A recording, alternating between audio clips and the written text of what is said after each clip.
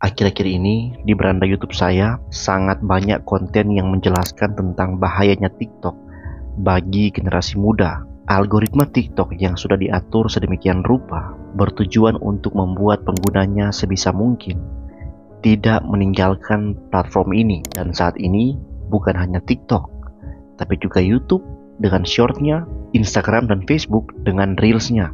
Dan yang perlu Anda ketahui, video-video pendek ini dirancang dengan tujuan untuk membuat penontonnya tetap terpaku pada media sosial ini. Dan konten yang muncul, itu muncul bukan karena dipilih oleh usernya, tetapi dimunculkan oleh sistem video pendek itu sendiri. Dan seringkali konten-konten yang muncul tersebut adalah konten-konten yang tidak edukatif. Hanya orang joget-joget, prank, lucu-lucu, motivasi yang gak benar, dan sebagainya. Di satu sisi, video singkat membanjiri otak kita dengan informasi yang berbeda-beda hanya dalam beberapa menit saja, dan membuat kita malas berpikir panjang dan juga malas berpikir mendalam, alias susah fokus dan susah berkonsentrasi. Di sisi lain, video-video singkat dengan konten yang lebih banyak hiburan dibanding edukatif itu akan memanjakan otak kita, membuat kita menjadi malas produktif, malas belajar. Terlebih lagi, konten-konten yang entertain ini membuat kita sulit untuk menikmati kehidupan sosial yang real. Pada zaman dulu, jauh sebelum ada internet, ruang untuk bersosial adalah ruang tamu antara keluarga, tongkrongan antara tetangga, kantin antara siswa, dan ruang kantor antara rekan kerja. Kini semua itu hampir nggak ada lagi. Semua ruang publik sosial itu kini menjadi ruang individual yang sedang bermedia sosial. Ya, kita menggunakan media untuk bersosial.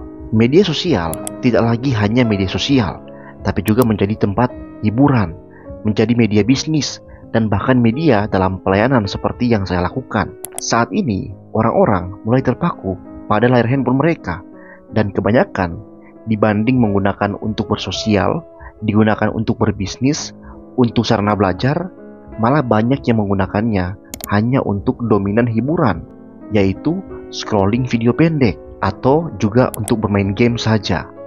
Banyak anak muda menuntut untuk membeli HP yang dengan spek yang bagus supaya bisa bermain game. Scrolling dalam hal ini khususnya menjadi salah satu aktivitas yang lumrah di saat ini.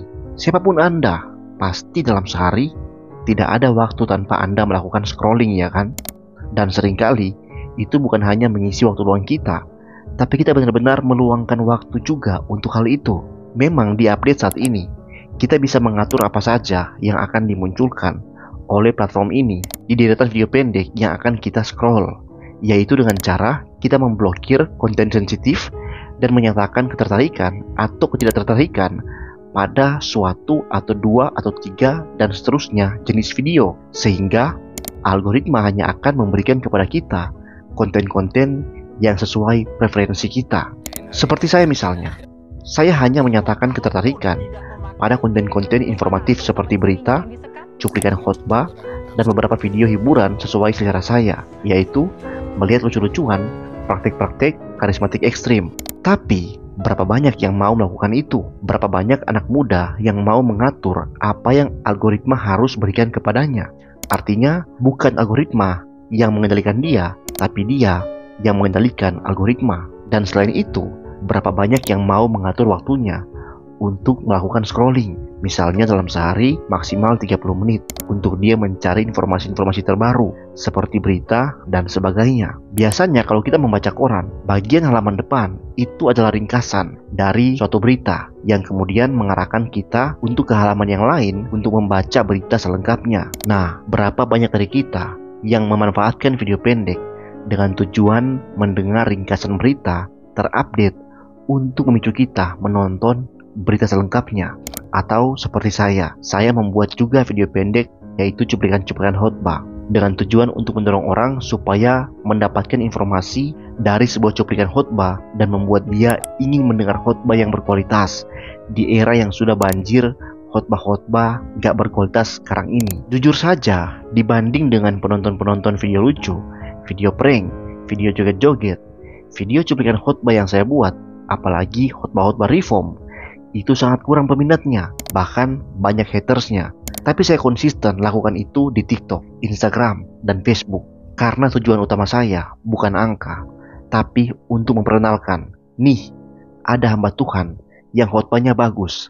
Nih, dengar cuplikannya. Saya sih berharap dengan menyebarkan konten-konten cuplikan khotbah reform dan juga menertawakan dengan tujuan mengkritisi praktek-praktek non-biblikal seperti konten-konten saya di short saya berharap saya bisa memberikan sebuah stimulus untuk banyak orang Kristen punya iman yang sehat, untuk bisa dewasa dalam beriman sehingga nggak mudah diomong-ambingkan oleh rupa-rupa angin pengajaran.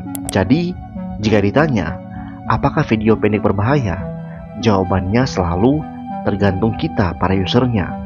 Apakah kita menggunakan itu dengan kontrol penuh, atau kita hanya membiarkan diri kita dikontrol olehnya?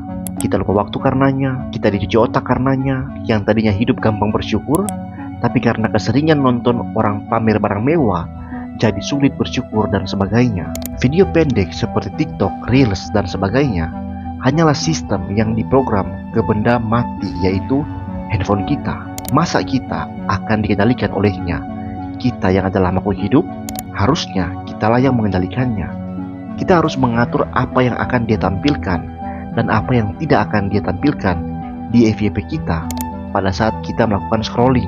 Kita harus mengatur waktu scrolling kita, berapa menit dalam sehari dan tujuannya apa. Harus jelas, mau cari berita kek, mau mendapatkan sedikit hiburan yang positif kek, dan sebagainya.